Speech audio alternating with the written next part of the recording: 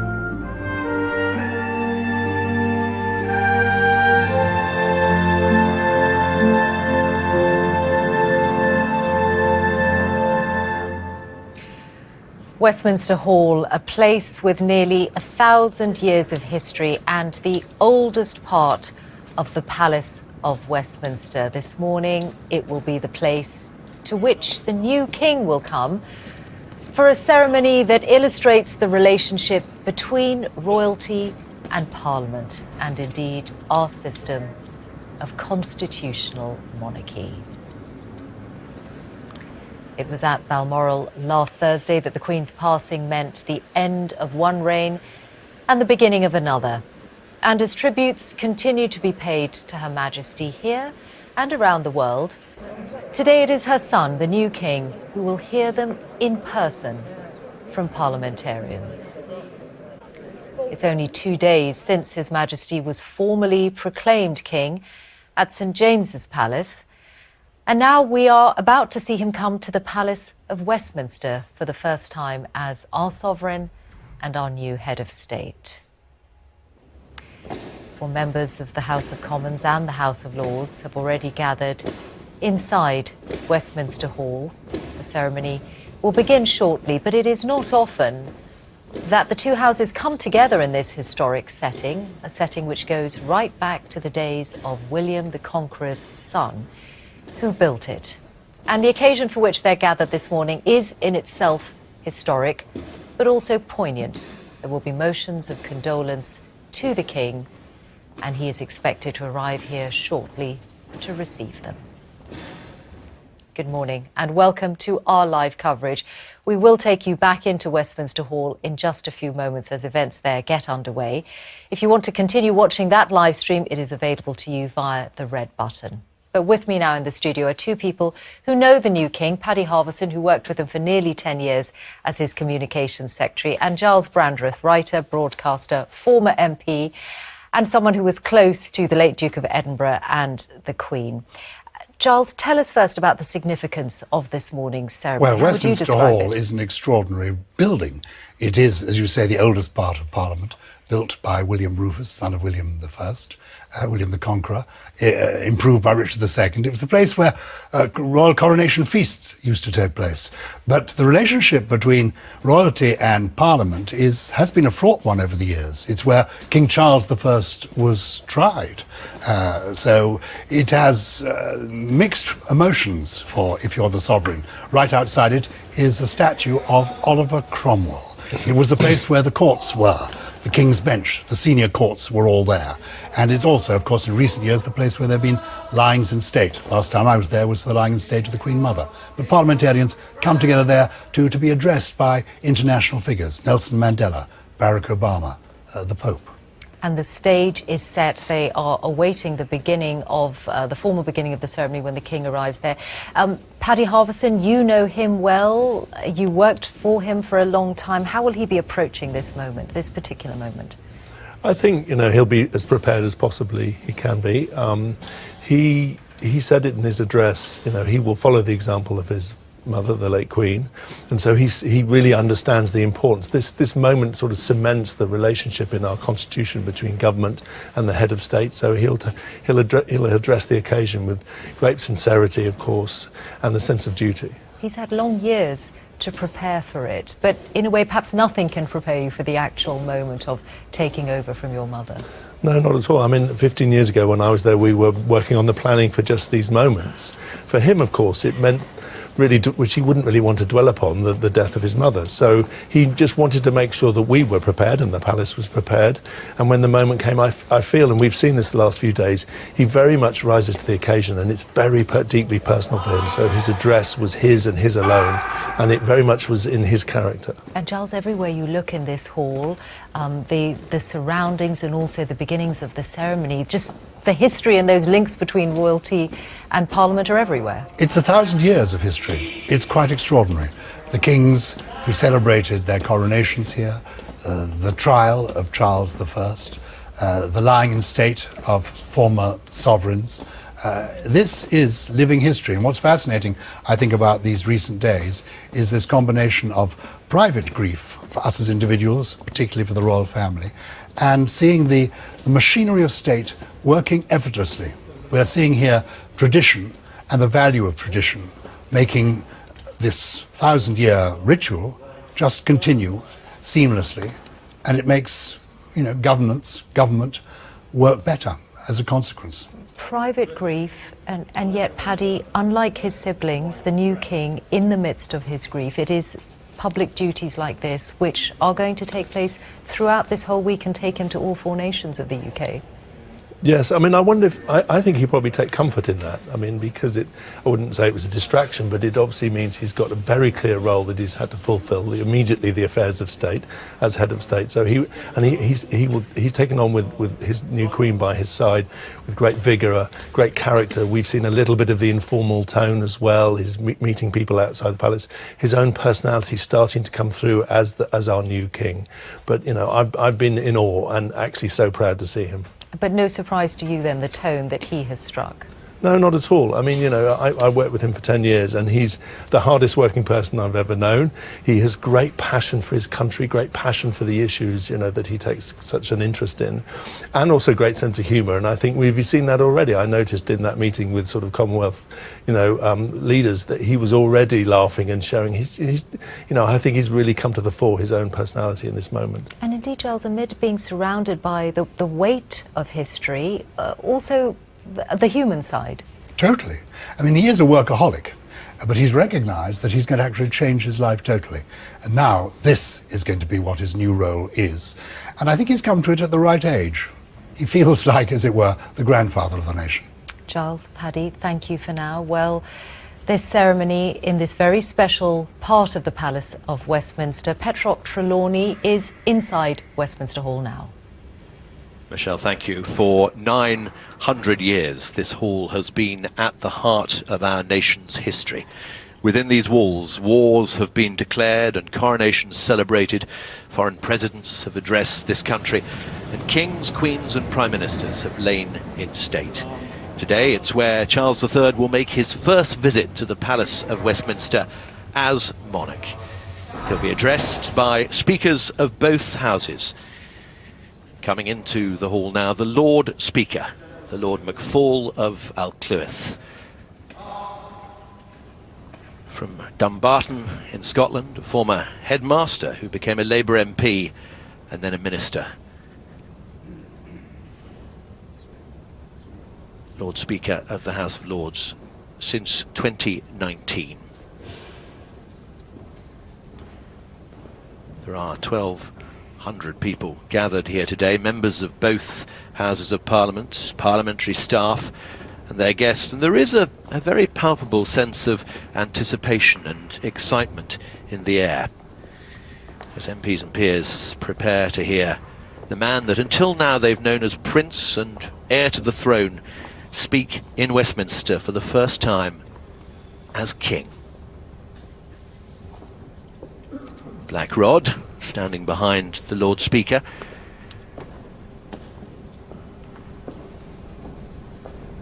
Sarah Clark, the first woman to be Black Rod in the 650-year history of the role. The two empty thrones where the King and the Queen Consort will sit, the Lords to their right, the Commons to their left. white swan's feathers that are such a key part of the distinctive headdress of the gentleman at arms. A bodyguard instituted by Henry VIII in 1509. And now the Speaker of the House of Commons, Sir Lindsay Hoyle, Member of Parliament for Chorley in Lancashire. And in front of him carrying the mace, Ubana Uyet, the first black sergeant of arms in the post-600-year history.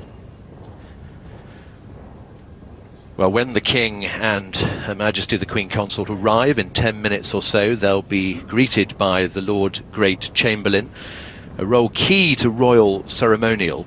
A new monarch means a new holder of that position, the 7th Baron Carrington, on duty for the first time today.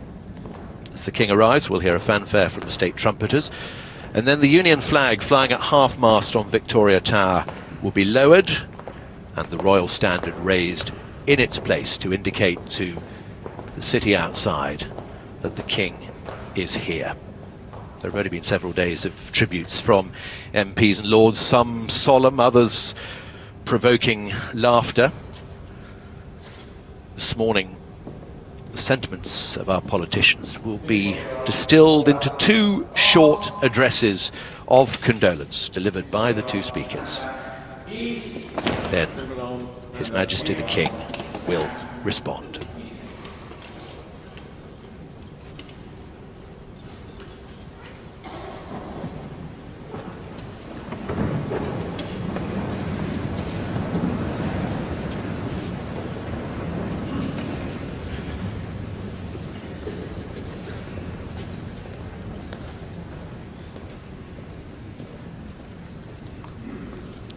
There is Lord Rupert Carrington, the new Lord Great Chamberlain,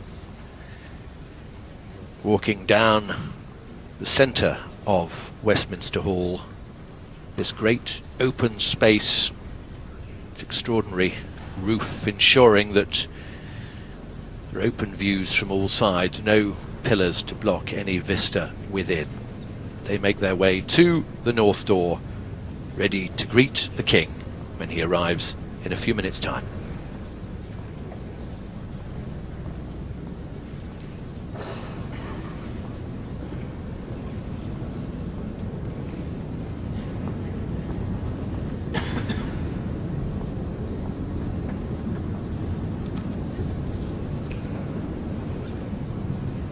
So inside Westminster Hall they're ready, and we can show you now Clarence House, the overhead shot of Clarence House, because that is where the King still is for the moment. He will be leaving very shortly, but Clarence House is still his home, just around the corner from Buckingham Palace. It is where he and the Queen Consort are still in residence. It is their London home, and in the next few moments we're expecting to see them depart from there and make the very short journey towards the Houses of Parliament and to enter Westminster Hall to see that gathering there, assembled there for them, and to then hear the tributes and the condolences and respond to them.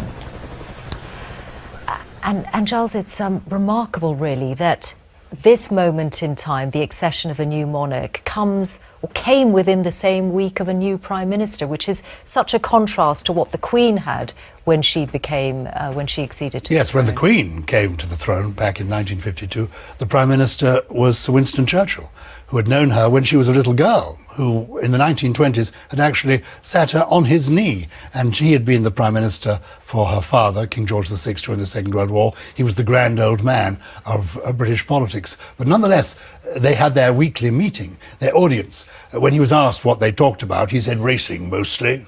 But in fact, every Prime Minister has spoken of the value of their weekly audience with the sovereign, an opportunity to talk to somebody when you know it's not going to be leaked. You can unburden yourself to them, and the Queen, by all accounts, listened with good humour, wisdom, and indeed had the right to be consulted, and she was, and I think to warn, to advise. She will have done all that above party politics, and it's absolutely clear that the new King has absorbed that message. He is not going to be interfering in politics, but he is going to be a sounding board for Prime Ministers, and this new one, this very young one, born 102 years after Winston Churchill was born. Liz Truss only came into the office last week. Well, we can now see that they are on their way. His Majesty the King, Her Majesty the Queen Consort. They're in their car, on their way down the Mall and heading towards the Palace of Westminster. Paddy, it will be a different role, and he's had a long time to think about the different role. As Prince of Wales, he had a freedom to express himself that won't now be open to him. Yes, and he said very clearly, and I thought it was extremely noticeable in his address, that he will follow the example of his mother. He understands the constitutional conventions that come with being head of state, so I think he'll do it beautifully and brilliantly. He'll bring his own personality to it. You know, I think for some of the issues that he cares deeply about, most importantly the environment, he'll still care about, he'll still think about, and, you know, as Giles said, in private meetings with the Prime Minister, will share his views as he's entitled. But yes, it's a very different role and he completely understands that. It won't be a difficult adjustment for him? No, not at all. He's a very wise man. He's watched his mother do it brilliantly, and he's very much dedicated to doing the same. So no, he'll adapt instantly. And this journey that he's making now, Giles, it's a journey he's made many times. He stood in for his mother at the State Opening Parliament. He's been at her side. But this is a very resonant journey, isn't it? It's a moment of national significance, but also for him personally. You wonder what's going through his mind as he travels to Parliament, to the home of our democracy for the first time as sovereign. This is it. This is the real thing.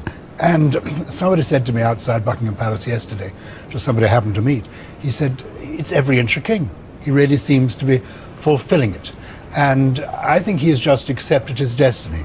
People said back in 1952 that the extraordinary thing about the Queen was, though she was only 25 years of age, she seemed to accept what was happening to her. And he has clearly accepted this. And the fact that this is a system that has been running for so many hundreds of years, and the constitutional monarchy for now nearly a century, means that it is quite easy to do, to step into the role. There is a role to be fulfilled, and he is ready to fulfill it. Did you discuss in your time with him, Paddy, how he planned to fulfil his role? Not directly, no. I got hints down the years that he would, you know, obviously bring his own character to it. But he always said, and he said privately and publicly, I know it's a different job and I will do it differently. Well, there they are, going down Whitehall now. The Outriders in front of them, and beside them they're passing the government departments, the place where government business is conducted every day, and they're approaching Parliament Square now, and then we'll see them in a moment go through the gates into the Palace of Westminster itself. And of course then the door of Westminster Hall is right there before them, so there are some crowds lining their path. And let's rejoin Petrov Trelawney now inside Westminster Hall.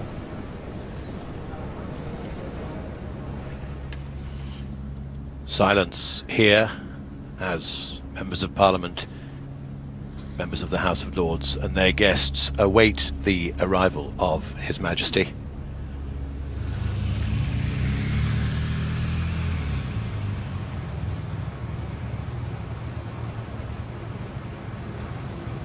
Waiting to greet him, the new Lord Great Chamberlain, Lord Rupert Carrington, 7th Baron Carrington, became Lord Great Chamberlain on the day of the Queen's death, taking over from the 7th Marquess of Cholmondeley.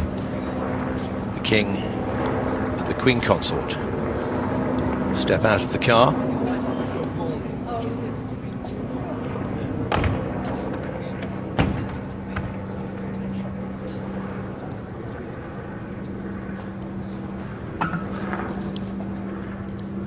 As they make their way into Westminster Hall, the state trumpeters play a fanfare.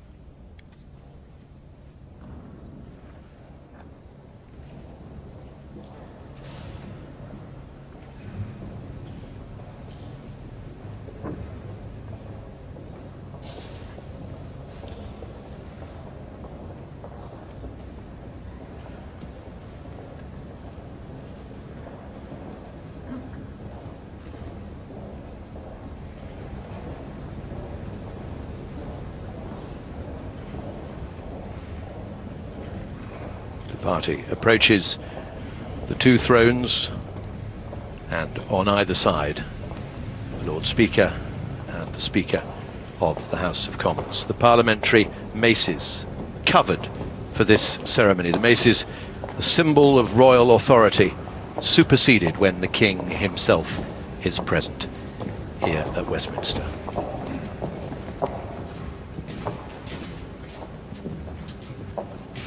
So we'll hear first the Lord Speaker, Lord McFall of Acclewith, who will present his address to the new King.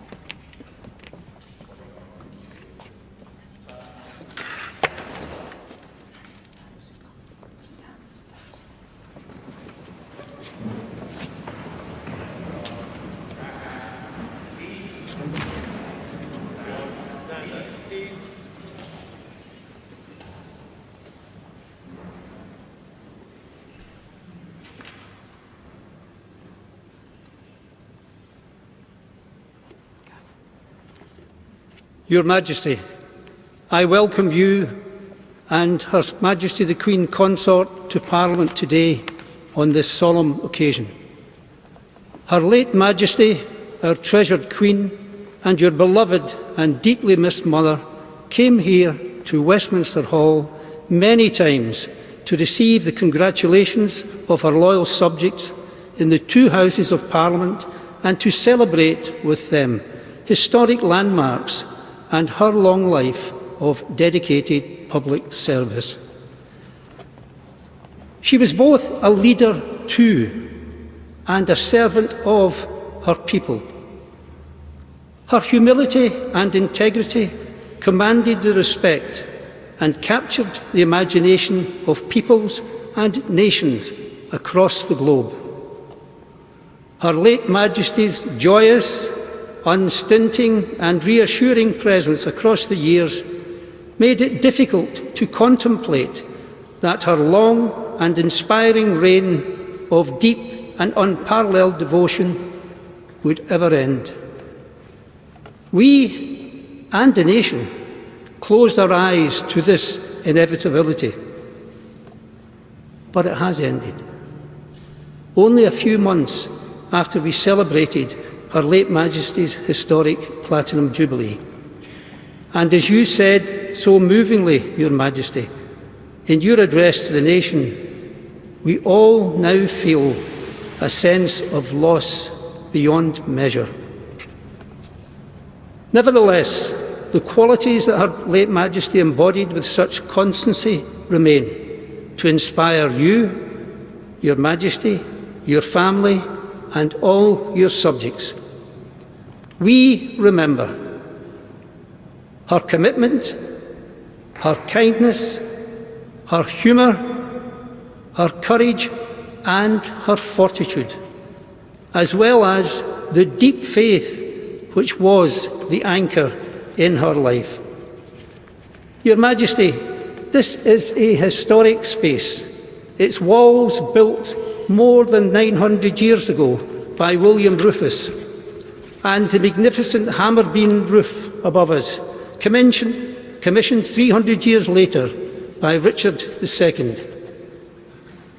Since medieval times, much of our national story has taken place within these very walls, from civic gatherings to coronation banquets to the centuries during which this hall was at the heart of our legal system.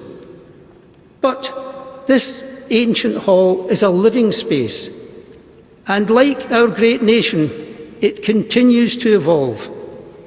In 2012, Her late Majesty came to Westminster Hall to mark her Diamond Jubilee, and we saw the unveiling of the splendid memorial window, commissioned by both members of Parliament's Houses, which now graces the north wall of this historic space.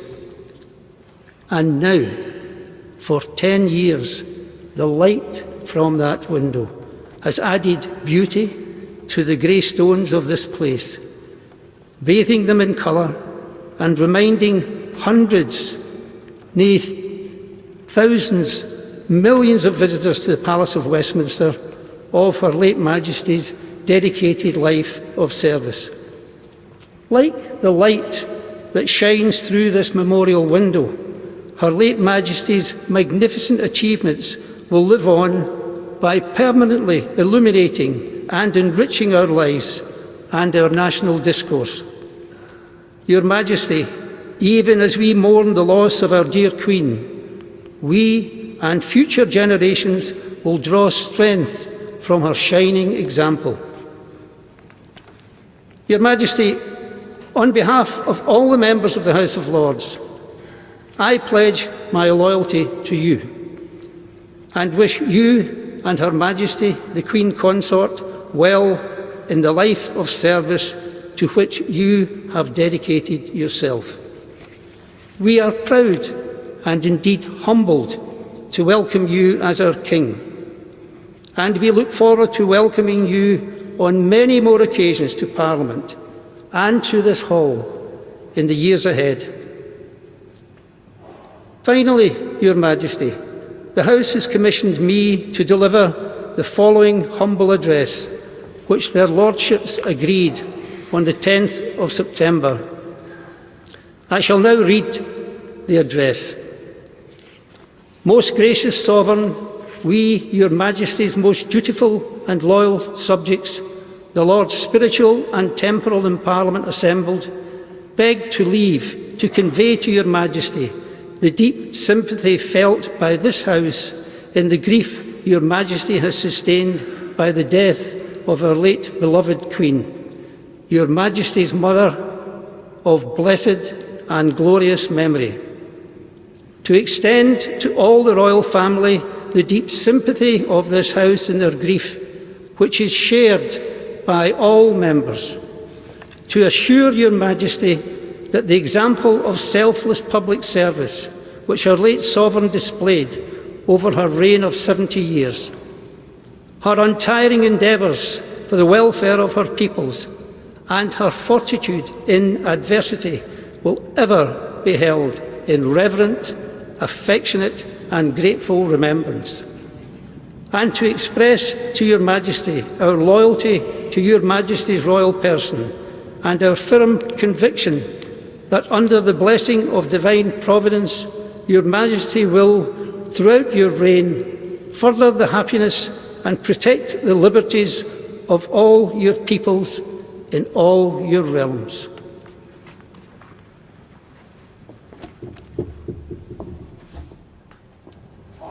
So a very personal address, and then the formal address of condolence from the Lord Speaker, Lord McFall of Alcluith. Speech then presented to the King. And now the Speaker of the House of Commons, Lindsay Hoyle. Your Majesty, let me repeat our welcome to you and to Her Majesty, the Queen Consorts. On this solemn occasion, members of both Houses of Parliament gather here to express our deep sympathy for the loss we have all sustained in the death of our Sovereign Lady, Queen Elizabeth. We have seen that this is a loss that is felt around the world. It is a loss to the United Kingdom, the overseas territories, the Crown dependencies, and many countries over which she reigned. It is a loss to the entire Commonwealth, which she did so much to nurture. It is a loss to all of us, but we know, most of all, it is a loss to you, Your Majesty, and to the royal family. Newspapers have been filled with photographs of Her late Majesty since the news broke. The most touching have been the glimpses into the family life which we usually kept sheltered from public view. Deep as our grief is, we know yours is deeper. We offer our heartfelt sympathy to you and all the royal family. We know that there is nothing we can say in the praise of our late Queen, your mother, that you will not already know. Over the past days, members of the House have spoken of their encounters with Queen Elizabeth. They have spoken of her sense of duty, her wisdom, her kindness, her humour, how she touched the lives of hundreds of thousands of their constituents in her visits to every part of this country. The words have been heartfelt. She sat in this historic hall, as you sit now on many occasions. Some of those occasions were to celebrate milestones in her own reign.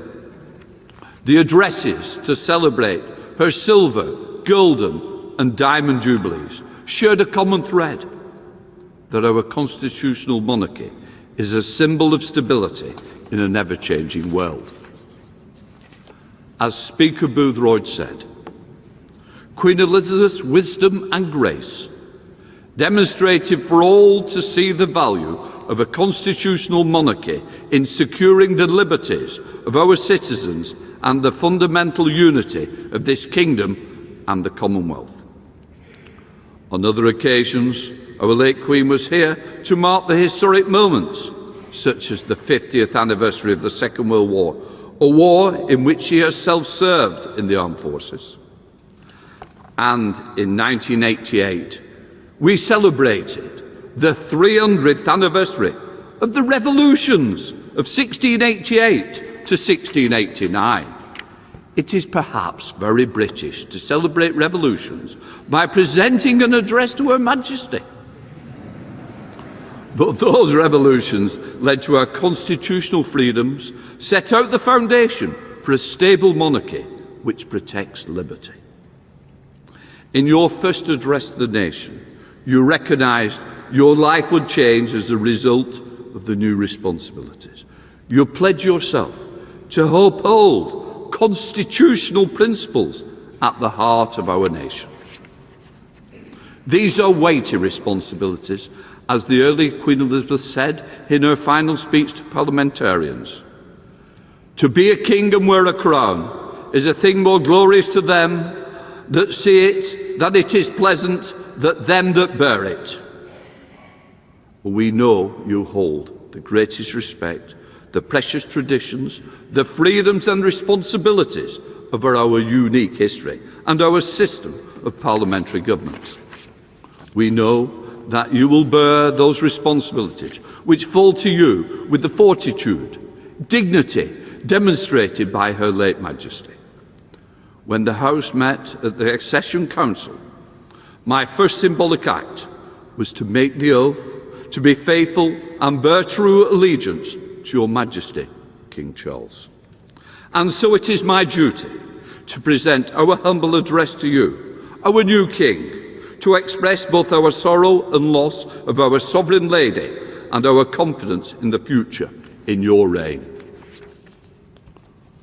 Most gracious Sovereign, we, Your Majesty's dutiful, loyal subjects, the Commons of the United Kingdom of Great Britain and Northern Ireland, in Parliament assembled, express deep sympathy felt by this House for the great sorrow which Your Majesty has sustained by the death of the late Queen, Your Majesty's mother. Extended to all the royal family the deep sympathy of this House in their grief, which is shared by all its members. Assure Your Majesty that Her late Majesty's unstinting dedication over a reign of over 70 years to the service of our great country and its people, and to the service of the countries and the peoples of the rest of the wider Commonwealth, which will always be held affectionate and grateful remembrance. And to express to Your Majesty our loyalty to you and our conviction that you will strive to uphold the liberties and to promote the happiness of the people in all your realms, now and in years to come.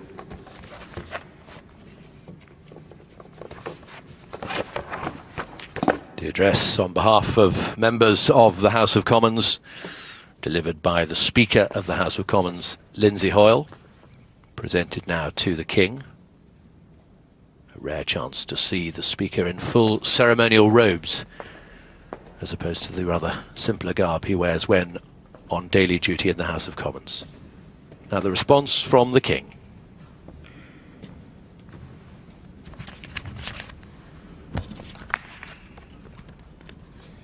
My Lords and members of the House of Commons, I am deeply grateful for the addresses of condolence by the House of Lords and the House of Commons, which so touchingly encompass what our late sovereign, my beloved mother, the Queen, meant to us all. As Shakespeare says of the earlier Queen Elizabeth, she was a pattern to all princes living. As I stand before you today, I cannot help but feel the weight of history which surrounds us and which reminds us of the vital parliamentary traditions to which members of both houses dedicate yourselves with such personal commitment for the betterment of us all. Parliament is the living and breathing instrument of our democracy.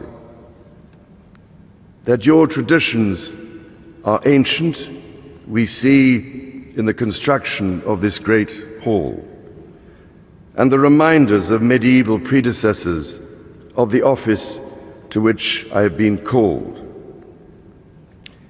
and the tangible connections to my darling late mother we see all around us, from the fountain in New Palace Yard, which commemorates the late Queen's Silver Jubilee, to the sundial in Old Palace Yard for the Golden Jubilee, the magnificent stained glass window before me for the Diamond Jubilee, and so poignantly and yet to be formally unveiled, your most generous gift to Her late Majesty to mark the unprecedented Platinum Jubilee, which we celebrated only 3 months ago, with such joyful hearts.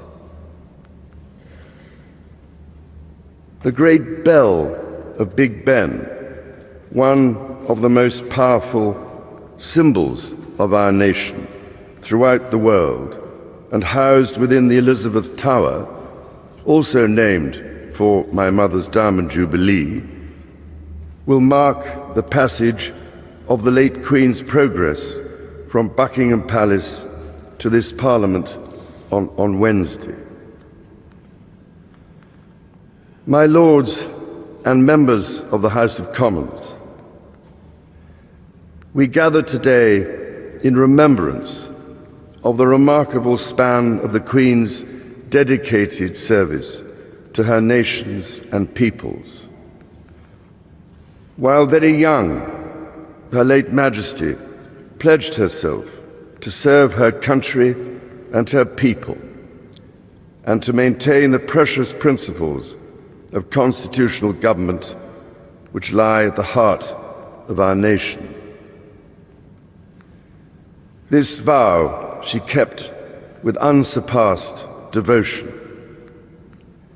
She set an example of selfless duty, which, with God's help and your counsels, I am resolved faithfully to follow.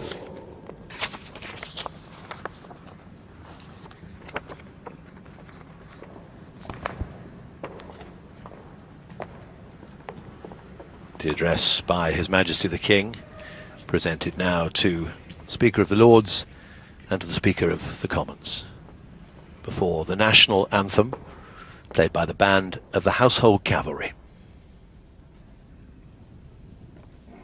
King's Bodyguard, shut up!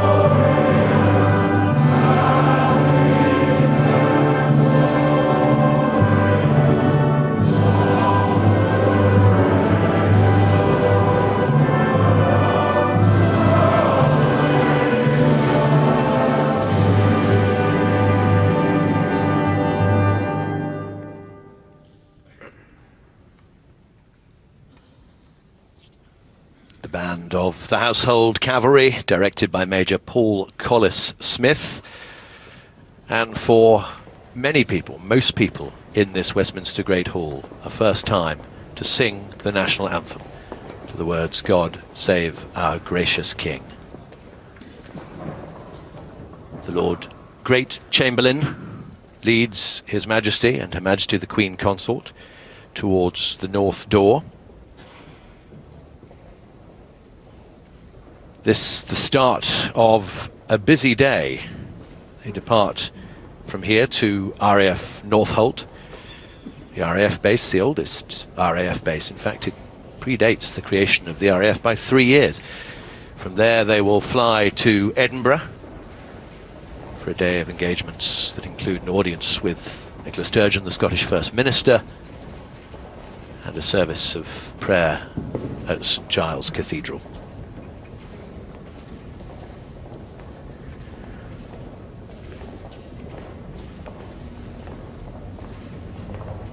The relationship between the monarch and Parliament, shown by the familiar faces here today, former Prime Ministers.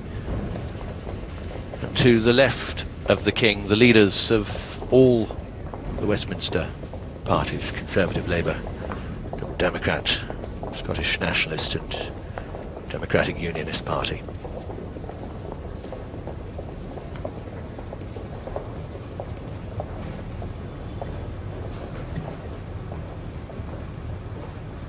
That speech from the King, reflecting on the many symbols of his mother in the Palace of Westminster.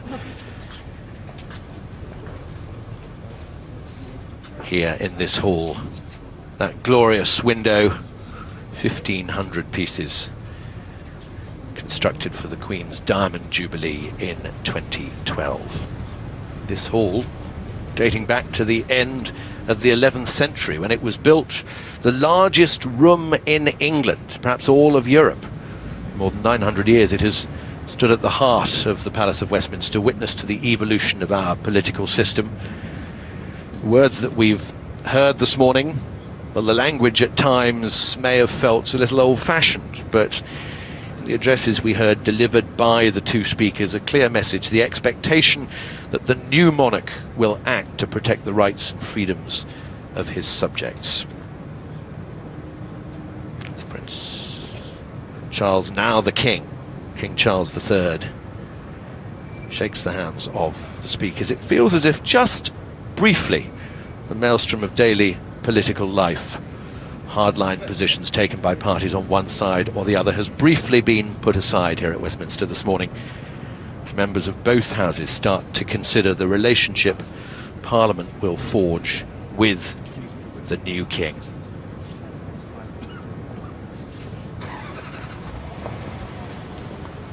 King and the Queen Consort into the car that will take them to RAF Northolt. From thence their journey will continue by air to Edinburgh. And that busy day of events in the Scottish capital.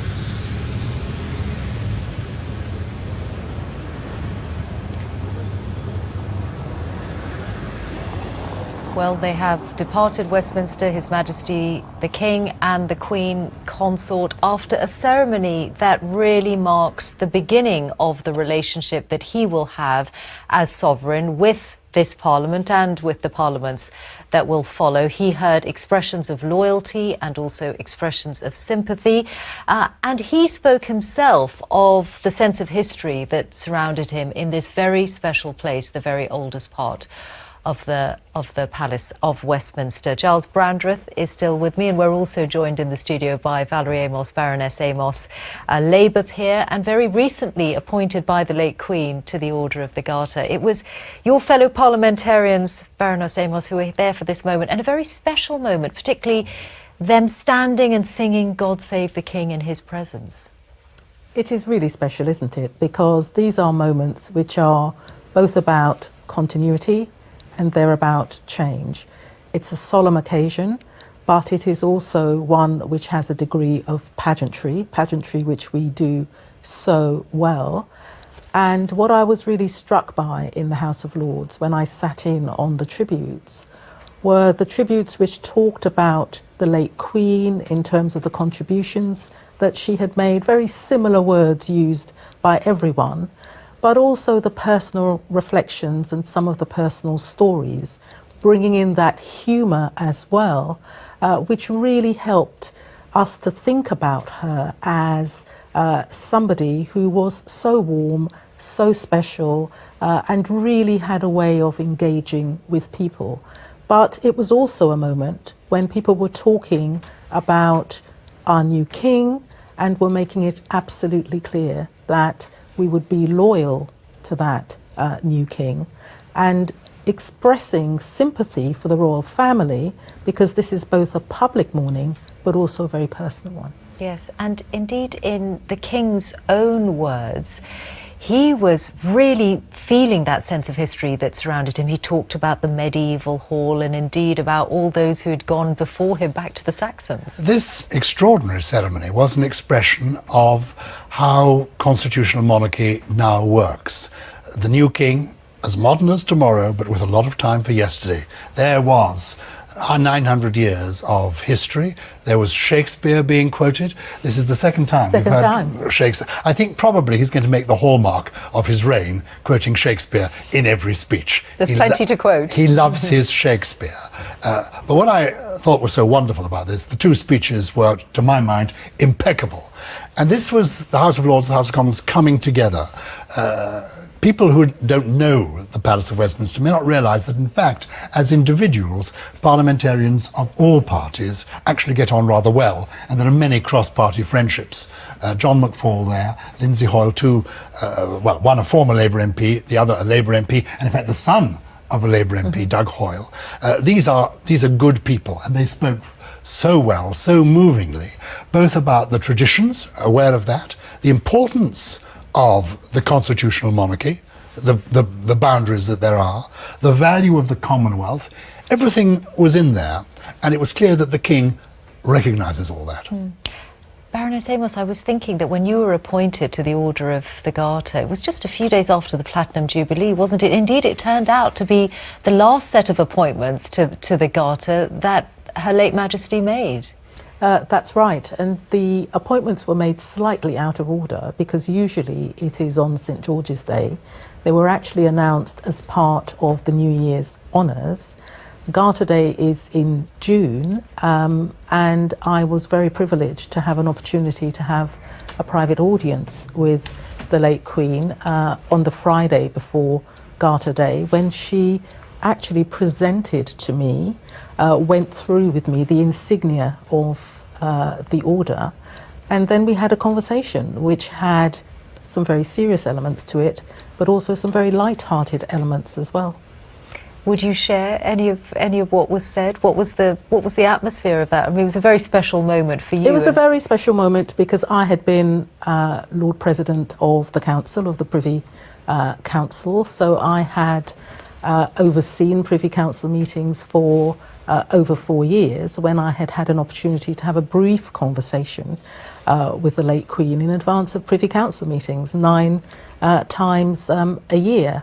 And the really humorous part was the delight she showed when she talked to me about the filming of the Paddington sketch, which we all have seen now, and what it was like doing that, and talking about the sort of stickiness of the marmalade sandwich and having to put it in and out of the handbag, and that jars of marmalade had already started arriving from members of the public to Windsor Castle.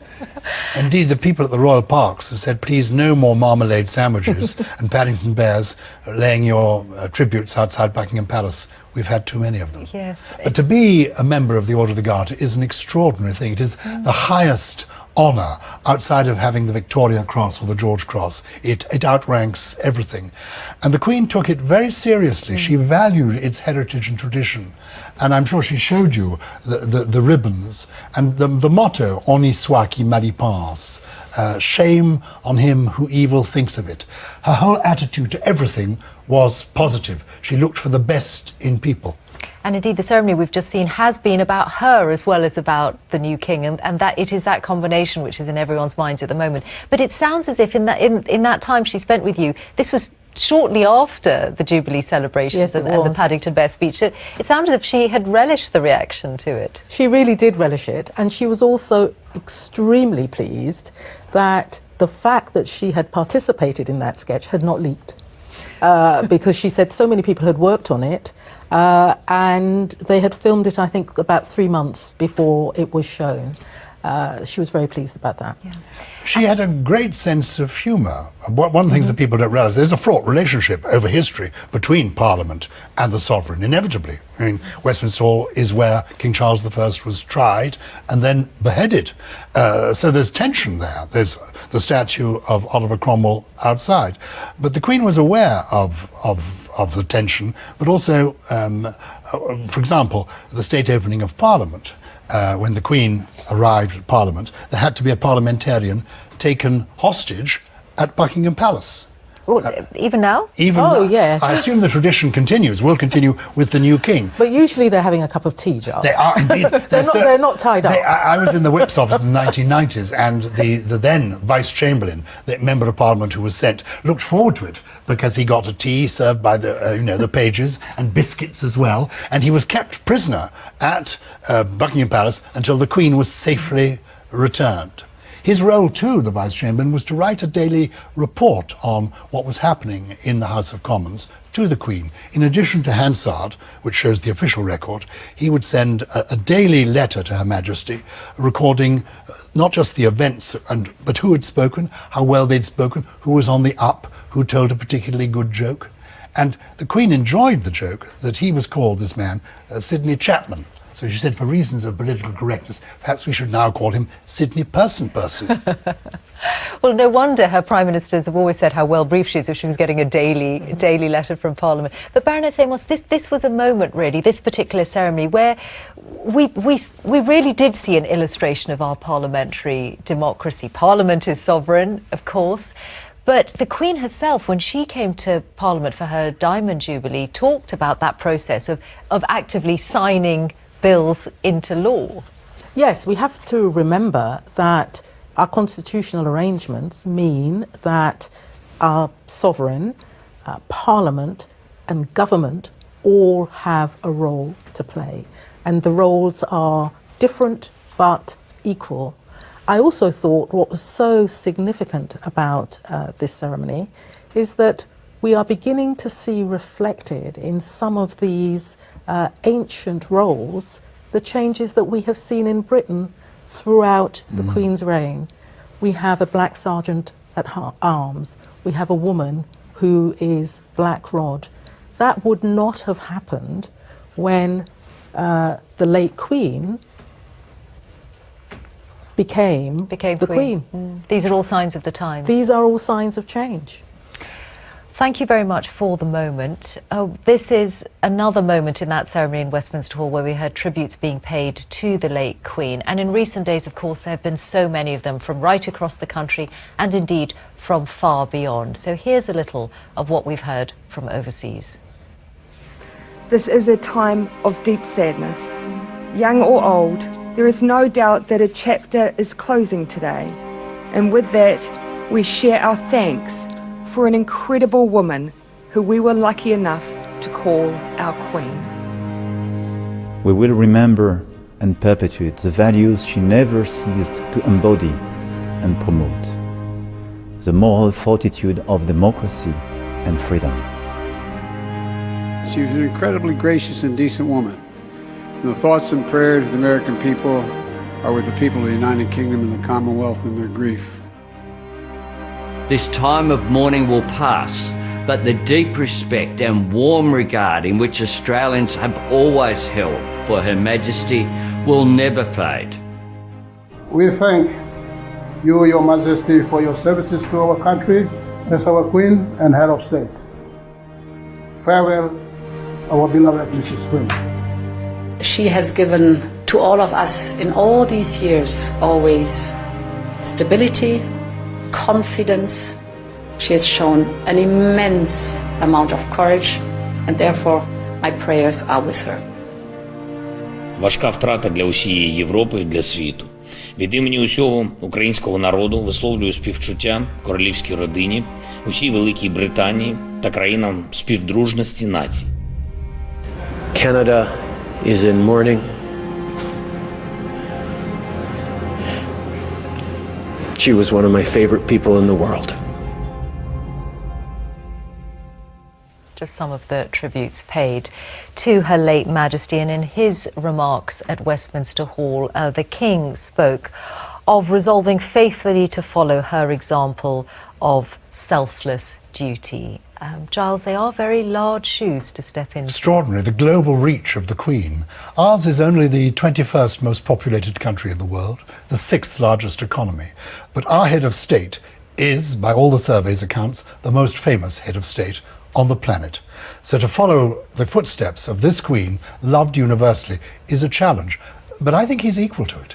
He has travelled widely himself. He knows the Commonwealth, he loves the Commonwealth, and the Queen Consort has been preparing for this for some time and has already taken on some of the former Queen's involvements in various Commonwealth organisations. But I would also add that there is a deep understanding, isn't there, Giles, from the work that he did as Prince of Wales, through the Prince's Trust and elsewhere, of a whole host of issues which are facing us both as Britain and globally. Those issues around the environment, climate change, inequality. And young people. And young people. He may be 73, but actually, through the Prince's Trust, he really has his finger on the pulse of the problems of literally teenagers, people in their 20s, people who are disadvantaged. Looking forward, you know, I feel very strongly that what this transition feels as if it's about, it is both about the past, it's about the present, but it's also about having a king who really understands some of